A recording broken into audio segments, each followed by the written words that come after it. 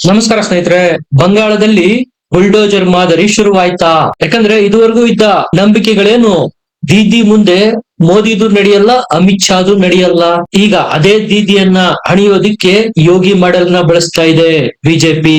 ಜಮ್ಮು ಕಾಶ್ಮೀರದಲ್ಲಿ ಈ ಹಿಂದೆ ಏನಾಗಿತ್ತು ನೋಡಿ, ಆರ್ಟಿಕಲ್ 370 ರಿಮೂವ್ ಮಾಡೋದಕ್ಕೂ ಮುಂಚೆ ಕಲ್ಲು ತೂರಾಟ, ಹಿಂಸಾಚಾರ, ಭಯೋತ್ಪಾದನೆ ದಿನಂಪ್ರತಿ ನಡೀತಾನೆ ಇತ್ತು. ಈಗ ಬಾರ್ಡರ್ ಸೆಕ್ಯೂರಿಟಿ ಫೋರ್ಸ್ ಮುಂದೆ ಯಾರದ್ದು ಆಟ ನಡೆಯೋದಿಲ್ಲ. ಸೇನೆಯದ್ದೇ ಹುಕುಂ ಸಂಪೂರ್ಣ ಜಮ್ಮು ಕಾಶ್ಮೀರದಲ್ಲಿ. ಯೋಗಿ ಮಾಡೆಲ್ ಈಗ ಪಶ್ಚಿಮ ಬಂಗಾಳಕ್ಕೂ ಬರಲಿದೆ. ಸುವೇಂದು ಅಧಿಕಾರಿ ಮುಖ್ಯಮಂತ್ರಿ ಆದ್ರೆ ಈಗಲೇ ಬದಲಾವಣೆಗಳು ಗೋಚರ ಆಗೋದಕ್ಕೆ ಶುರುವಾಗಿದೆ. ಇದೇನಾ ಮಮತಾ ಬ್ಯಾನರ್ಜಿಯ ದೀದಿ ರಾಜ್ಯ ಅಂತ ಅನುಮಾನಗಳು ಮೂಡ್ತಾ ಇದ್ದಾವೆ. ದೊಡ್ಡ ದೊಡ್ಡ ಗೂಂಡಾಗಳು ಟಿಎಂಸಿಯ ರೌಡಿಗಳನ್ನ ಮುಖಾಮುಲಾಜಿಲ್ಲದೆ ಎಡಮುರಿಗೆ ಕಟ್ಟಿ ಪೊಲೀಸರು ಜೀಪಿಗೆ ತುಂಬಿ ಕಂಬಿಯಿಂದ ಹಾಕ್ತಾ ಇದ್ದಾರೆ. ಈಗಾಗಲೇ ಸುವೇಂದು ಅಧಿಕಾರಿ ಸ್ಟೇಟ್ಮೆಂಟ್ ಕೊಟ್ಟಾಗಿದೆ, ಪಶ್ಚಿಮ ಬಂಗಾಳದಲ್ಲಿ ಇನ್ನೇನಿದ್ರು ಯೋಗಿ ಮಾಡೆಲ್ ಅಧಿಕಾರಕ್ಕೆ ಬರೋದಕ್ಕೂ ಮುಂಚೆನೆ ಅದರ ಮುನ್ಸೂಚನೆಗಳು ಕಾಣಿಸ್ತಾ ಇದ್ದಾವೆ. ಕೊನೆಗೆ ಮಮತಾ ಬ್ಯಾನರ್ಜಿಗೆ ಈಗ ಉಳಿದಿರೋದು ಒಂದೇ ದಾರಿ, ವಿಕ್ಟಿಮ್ ಕಾರ್ಡ್ ಪ್ಲೇ ಮಾಡೋದು. ಅದನ್ನೇ ಈಗ ಮಾಡ್ತಾ ಇರೋದು ಕೂಡ. ಫಾರ್ ಎಕ್ಸಾಂಪಲ್, ಮಾಲ್ಡಾದಲ್ಲಾದ ಘಟನೆಯನ್ನೇ ನೆನಪು ಮಾಡಿಕೊಳ್ಳಿ. ಇಷ್ಟು ದಿವಸ ಇಡೀ ಪಶ್ಚಿಮ ಬಂಗಾಳದ ಅನಭಿಷಿಕ್ತ ದೊರೆಯಾಗಿದ್ರು ಮಮತಾ ಬ್ಯಾನರ್ಜಿ. ಹುಮಾಯೂನ್ ಕಬೀರ್, ಓವೈಸಿ, ಸಿದ್ದಿಕಿ ಎಲ್ರು ಹೇಳ್ತಾ ಇದ್ದಾರೆ, ಎಷ್ಟು ದಿವಸ ಅಂತ ಮುಸಲ್ಮಾನರು ಕೇವಲ ಬೀದಿಗೆ ವೋಟ್ ಹಾಕ್ತೀರಾ, ಬಿಜೆಪಿ ಅಧಿಕಾರಕ್ಕೆ ಬಂದ್ರೆ ಹಾಗಾಗ್ಬಿಡುತ್ತೆ ಹೀಗಾಗ್ಬಿಡುತ್ತೆ ಅಂತ ಇಮ್ಯಾಜಿನೇಷನ್ ನಲ್ಲೇ ಎಷ್ಟು ದಿವಸ ಅಂತ ಮಮತಾ ಬ್ಯಾನರ್ಜಿಗೆ ವೋಟ್ ಕೊಡ್ತೀರಾ? ಮಮತಾರಿಂದ ಏನಾಗಿದೆ? ಕವಡೆ ಕಾಸಿನ ಸೌಕರ್ಯಗಳು ನಮ್ಗಾಗಿಲ್ಲ, ಇನ್ನಾದ್ರೂ ಬೀದಿಗೆ ವೋಟ್ ಕೊಡೋದನ್ನ ನಿಲ್ಲಿಸಿ. ಅಲ್ಪಸಂಖ್ಯಾತ ಸಮುದಾಯದಲ್ಲಿ ಕೇಳಿ ಬರ್ತಾ ಇರ್ತಕ್ಕಂಥ ಕೂಗುಗಳಿವು. ಬರೀ ಮಮತಾ ಬ್ಯಾನರ್ಜಿಯನ್ನೇ ಗೆಲ್ಲಿಸ್ತಾ ಹೋದ್ರೆ ನೀವ್ ಯಾವಾಗ ಡ್ರೈವರ್ ಸೀಟ್ ಅಲ್ಲಿ ಕೂರೋದು? ಬೀದಿಗಾಗಿ ಕಾರ್ಯಕರ್ತರಾಗಿ ವೋಟ್ ಬ್ಯಾಂಕ್ ಆಗಿ ದುಡಿದದ್ದು ಸಾಕು, ನಮಗೆ ಅಧಿಕಾರ ಬೇಕು, ನಮಗೂ ಸೀಟ್ ಬೇಕು, ನಮಗೂ ಶೇರ್ ಬೇಕು ಅಂತ ಅಲ್ಪಸಂಖ್ಯಾತರು ಡಿಮ್ಯಾಂಡ್ ಗಳನ್ನ ಇಡ್ತಾ ಇದ್ದಾರೆ ಮಮತಾ ಬ್ಯಾನರ್ಜಿ ಮುಂದೆ. ನಿಮಗೆ ನೆನಪಿರ್ಲಿ, ಮಾಲ್ಡಾದಲ್ಲಿ ಒಟ್ಟು ಪಾಪ್ಯುಲೇಷನ್ ನಲ್ಲಿ ಮುಸಲ್ಮಾನರ ಸಂಖ್ಯೆ 51%ರಷ್ಟಿದೆ. ಹಿಂದೂಗಳ ಸಂಖ್ಯೆ ಕೇವಲ 46% ಮಾತ್ರ ಇರೋದು. ನೀವು ಗಮನಿಸಿ, ಎಲ್ಲೆಲ್ಲಿ ಮುಸಲ್ಮಾನರ ಸಂಖ್ಯೆ, ಅಲ್ಪಸಂಖ್ಯಾತರ ಸಂಖ್ಯೆ ಜಾಸ್ತಿ ಇರುತ್ತೋ, 50% ಗಿಂತ ಜಾಸ್ತಿ ಆಗುತ್ತೋ, ಅಲ್ಲಿ ಯಾರು ಅನ್ಯ ಪಕ್ಷಗಳಿಗೆ ವೋಟ್ ಕೊಡೋದಿಲ್ಲ. ಅವರದ್ದೇ ಸಮುದಾಯದ ನಾಯಕರನ್ನ ನಿಲ್ಲಿಸ್ತಾರೆ, ಅವರನ್ನೇ ಗೆಲ್ಲಿಸ್ತಾರೆ.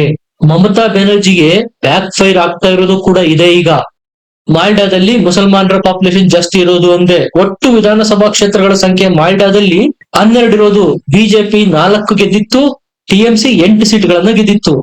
ಇಡೀ ಪಶ್ಚಿಮ ಬಂಗಾಳದಲ್ಲಿ ಕಡಿಮೆ ಅಂದ್ರೂ 65ರಿಂದ 70 ಮುಸ್ಲಿಂ ಡಾಮಿನೆಂಟ್ ಸೀಟ್ಗಳಿರೋದು.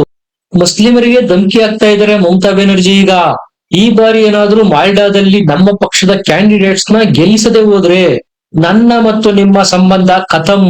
ಹೆಚ್ಚು ಕಡಿಮೆ ಅಲ್ಪಸಂಖ್ಯಾತರಿಗೆ ಧಮಕಿ ಆಗ್ತಾ ಇರೋದು ಮಮತಾ ಬ್ಯಾನರ್ಜಿ.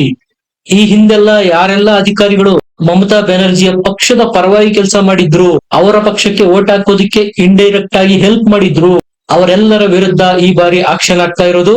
ಮಾಲ್ಡಾದಿಂದಲೇ ಟಿಎಂಸಿಯ ಪತನ ಶುರುವಾಯ್ತಾ? ಸುಪ್ರೀಂ ಕೋರ್ಟ್ ಅಂತೂ ಮಮತಾ ವಿರುದ್ಧ ಎಷ್ಟರ ಮಟ್ಟಿಗೆ ಗರಂ ಆಗಿದೆಯಪ್ಪ ಅಂದ್ರೆ, ಮಾಲ್ಡಾದಲ್ಲಾದಂತಹ ಹಿಂಸಾಚಾರದ ಅಪ್ಡೇಟ್ ಪಡೆಯೋದಿಕ್ಕೆ ಸುಪ್ರೀಂ ಕೋರ್ಟ್ ನ ಸಿಜೆಐ ಸೂರ್ಯಕಾಂತ್ ಅವರೇ ಖುದ್ದು ಅಲ್ಲಿಯ SP DC ಗಳಿಗೆ ಫೋನ್ ಮಾಡಿದ್ರೆ ಫೋನೇ ಎತ್ತಲಿಲ್ವಂತೆ. ಈಗ ಸುಪ್ರೀಂ ಕೋರ್ಟ್ ಸಹ ಫ್ರಂಟ್ ಫುಟ್ ಗೆ ಬಂದು ಬ್ಯಾಟಿಂಗ್ ಮಾಡ್ತಾ ಇದೆ. ಮಮತಾಗೆ ಯಾವುದೇ ಸಹಾನುಭೂತಿ ತೋರದಿರಲು ಡಿಸೈಡ್ ಮಾಡಿದೆ. ಮಾಲ್ಡಾ ಹಿಂಸೆಯ ರಿಪೋರ್ಟ್ ಈಗ ಡೈರೆಕ್ಟ್ ಆಗಿ ಸುಪ್ರೀಂ ಕೋರ್ಟ್ ಗೆ ಸಬ್ಮಿಟ್ ಆಗೋದು. ಆ ರಿಪೋರ್ಟ್ ಅಲ್ಲಿ ಯಾರೆಲ್ಲ ಅಧಿಕಾರಿಗಳ ಹೆಸರು ಬರುತ್ತೋ ಅವರೆಲ್ಲರ ಬಲಿಯಾಗೋದು ಗ್ಯಾರಂಟಿ. ಇವರೆಲ್ಲ ಇಷ್ಟು ದಿವಸ ಮಮತಾ ಬ್ಯಾನರ್ಜಿ ಅವರ ಪಾದದ ಧೂಳಿನ ರೀತಿ ಕೆಲಸ ಮಾಡ್ತಾ ಇದ್ರು. ಇನ್ನು ಮುಂದೆ ಇದು ಯಾವುದು ನಡೆಯೋದಿಲ್ಲ, ಎಲ್ಲದಕ್ಕೂ full stop. NIA already investigation ಶುರು ಮಾಡಾಗಿದೆ. 40 ಅಧಿಕಾರಿಗಳ ಗುಂಪು ಮಾಡಲಾಗಿದೆ. ಒಂದೊಂದು ಪೊಲೀಸ್ ಸ್ಟೇಷನ್ಗೂ NIA ಅಧಿಕಾರಿಗಳು ಭೇಟಿ ಕೊಡ್ತಾ ಇದ್ದಾರೆ. ಮಾಲ್ಡಾ ಘಟನೆಯ ಬಗ್ಗೆ ಮಾಹಿತಿ ಕಲೆ ಹಾಕ್ತಾ ಇದ್ದಾರೆ. ಎಲ್ಲ CCTV ಫುಟೇಜ್ ಗಳನ್ನ ವಶಕ್ಕೆ ಪಡೆದಿದ್ದಾರೆ.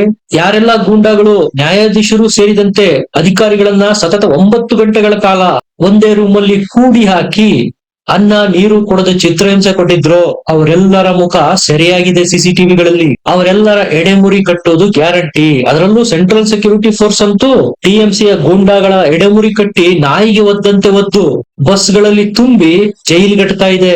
ನಾನ್ ಹೇಳಿದಂತೆ ನ್ಯಾಯಾಧೀಶರನ್ನೇ ಇವರು ಬಂಧಿಸಿದ್ರು. ಅದರಲ್ಲಿ ಒಬ್ಬ ಮಹಿಳೆ ಕೂಡ ಇದ್ರು, ಮಹಿಳಾ ನ್ಯಾಯಾಧೀಶರು. ಅವ್ರು ಕೊಟ್ಟಂತ ಸ್ಟೇಟ್ಮೆಂಟ್ ಏನ್ ಗೊತ್ತಾ?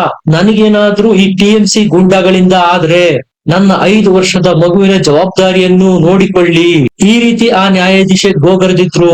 ಇದು ನೋಡಿ ಪ್ರಜಾಪ್ರಭುತ್ವ ಪ್ರಜಾಪ್ರಭುತ್ವ ಅಂತ ಬೆಳಗಿಂದ ಸಾಯಂಕಾಲದವರೆಗೂ ಬಾಯಿ ಪಾಠ ಮಾಡುವ ಮಮತಾ ಬ್ಯಾನರ್ಜಿಯ ರಾಜ್ಯದಲ್ಲಿರ್ತಕ್ಕಂತಹ ಪ್ರಜಾಪ್ರಭುತ್ವ. ಪೊಲೀಸರು ಈಗ ಶುರು ಮಾಡಿದ್ದಾರೆ ನೋಡಿ ನಿಜವಾದ ಆಟ. ಮಾಲ್ಡಾ ಹಿಂಸೆಯಲ್ಲಿ ಭಾಗವಹಿಸಿರ್ತಕ್ಕಂತಹ ಯಾರನ್ನೂ ಬಚಾವ್ ಮಾಡೋ ಪ್ರಶ್ನೆನೇ ಇಲ್ಲ. ಪೊಲೀಸರು ಆ ಗೂಂಡಾಗಳನ್ನ ಬಸ್ಗೆ ಹತ್ತಿಸಿಕೊಂಡು ಹೋಗುವಂತ ಸಂದರ್ಭದಲ್ಲಿ ಅವರ ಹೆಂಡತಿ ಮಕ್ಕಳು ಲಬಲಬ ಅಂತ ಬಾಯಿ ಬಿಡಿದುಕೊಂಡು ಗೋಗರಿತಾ ಇರುವ ದೃಶ್ಯಗಳು ಈಗ ಪಶ್ಚಿಮ ಬಂಗಾಳದಲ್ಲಿ ಸಾಮಾನ್ಯ. ಆ ರೀತಿ ಸಿಂಹ ಸ್ವಪ್ನವಾಗಿ ಕಾಡ್ತಾ ಇದೆ ಸೆಂಟ್ರಲ್ ಸೆಕ್ಯೂರಿಟಿ ಫೋರ್ಸ್ ಪಶ್ಚಿಮ ಬಂಗಾಳದಲ್ಲಿ. ಅದಕ್ಕೆ ನಾನು ಪ್ರಾರಂಭದಲ್ಲಿ ನಿಮ್ಗೆ ಹೇಳಿದ್ದು ಅಕ್ಷರಶಃ ಈಗ ಪಶ್ಚಿಮ ಬಂಗಾಳದಲ್ಲಿ ಯೋಗಿ ಮಾಡಲಿದೆ. 2 ಏಪ್ರಿಲ್ ಅಮಿತ್ ಶಾ ಮತ್ತು ಸುವೇಂದು ಅಧಿಕಾರಿಯ ನಾಮಪತ್ರ ಸಲ್ಲಿಕೆಯ ಸಂದರ್ಭದಲ್ಲಿ ಒಂದು ರೋಡ್ ಶೋ ಮಾಡಿದ್ರು. ಆ ರೋಡ್ ಶೋ ಮಮತಾ ಬ್ಯಾನರ್ಜಿಯ ಮನೆ ಮುಂದೆ ಹೋಯ್ತು. ಆ ಸಂದರ್ಭದಲ್ಲಿ ಟಿಎಂಸಿಯ ಗೂಂಡಾಗಳು ಹಿಂಸಾಚಾರ ಮಾಡ್ತಾರೆ, ಬಿಜೆಪಿಯ ಕಾರ್ಯಕರ್ತರೊಂದಿಗೆ ಗುದ್ದಾಟಕ್ಕೆ ಇಳಿತಾರೆ. ಅವರೆಲ್ಲರ ವಿರುದ್ಧ ಆಕ್ಷನ್ ಆಗಬೇಕು ಅಂತ ಮುಖ್ಯ ಸಚೇತಕರಿಗೆ ಎಲೆಕ್ಷನ್ ಕಮಿಷನ್ ತಾಕೀತು ಮಾಡಿರುವುದು. ಡಿಸಿಪಿ ಸಮೇತ ಒಟ್ಟು 4 ಅಧಿಕಾರಿಗಳನ್ನ ಸಸ್ಪೆಂಡ್ ಮಾಡಲಾಗಿದೆ. ಪ್ರಿಯಾಂಕಾ ಚಟರ್ಜಿ, ಎನ್.ಡಿ. ಚರಣ್, ಸೌರವ್ ಚಟರ್ಜಿ ಈ ಅಧಿಕಾರಿಗಳನ್ನ ಚುನಾವಣಾ ಆಯೋಗ ತತ್ಕ್ಷಣದಿಂದ ಜಾರಿಗೆ ಬರುವಂತೆ ಸಸ್ಪೆಂಡ್ ಮಾಡಬೇಕು ಅಂತ ಪತ್ರ ಬರೆದಿದೆ ಸರ್ಕಾರಕ್ಕೆ. ಮೊದಲೆಲ್ಲ ಏನಾಗ್ತಾ ಇತ್ತು, ದೊಡ್ಡ ದೊಡ್ಡ ಅಪಾರ್ಟ್ಮೆಂಟ್ಗಳು ಮತ್ತು ಸೊಸೈಟಿಗಳಲ್ಲಿ ಹೊರಗಡೆ ಪೋಲಿಂಗ್ ಬೂತ್ ಗಳನ್ನ ಮಾಡಿ ಮತದಾನಕ್ಕೆ ಅವಕಾಶ ಮಾಡಿಕೊಡಲಾಗ್ತಾ ಇತ್ತು. ಆಗ ಟಿಎಂಸಿ ಗೂಂಡಾಗಳು ಟಿಎಂಸಿ ಬಿಟ್ಟು ಬಿಜೆಪಿಗೆ ವೋಟ್ ಹಾಕುವವರನ್ನ ತಡಿತಾ ಇದ್ರು. ಅವರು ತಡೆದ ಮೇಲೂ ಯಾರಾದ್ರೂ ವೋಟ್ ಹಾಕಿದ್ರೆ ಅವರ ಫೋಟೋಗಳನ್ನು ತೆಗೆಯೋದು, ವಿಡಿಯೋ ಮಾಡೋದು ಮಾಡ್ತಾ ಇದ್ರು. ಎಲೆಕ್ಷನ್ ರಿಸಲ್ಟ್ ಬಂದ ನಂತರ ಅವರ ಮನೆಗಳಿಗೆ, ಅಪಾರ್ಟ್ಮೆಂಟ್ ಗಳಿಗೆ, ಸೊಸೈಟಿಗಳಿಗೆ ನುಗ್ಗಿ ಅವರಿಗೆ ಹಿಂಸೆ ಕೊಡೋದು, ಹೊಡೆಯೋದು, ಬಡಿಯೋದು ಮಾಡ್ತಾ ಇದ್ರು. ಈಗ ವ್ಯವಸ್ಥೆಯನ್ನೇ ಸಂಪೂರ್ಣವಾಗಿ ಬದಲಿಸಲಾಗಿದೆ. ಸೊಸೈಟಿ ಒಳಗಡೆ, ಅಪಾರ್ಟ್ಮೆಂಟ್ ಒಳಗಡೆನೆ ಪೋಲಿಂಗ್ ಬೂತ್ ಗಳನ್ನ ಮಾಡಲಾಗಿದೆ.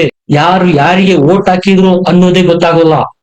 16, 17 ಮತ್ತು 18ನೇ ತಾರೀಕು ಸಂಸತ್ತಿನ ವಿಶೇಷ ಅಧಿವೇಶನ ಇದೆ. ಇದರಲ್ಲಿ ಬರ್ತಕ್ಕಂತ ಬಿಲ್ಗಳು ಯಾವ್ದು ಗೊತ್ತಾ?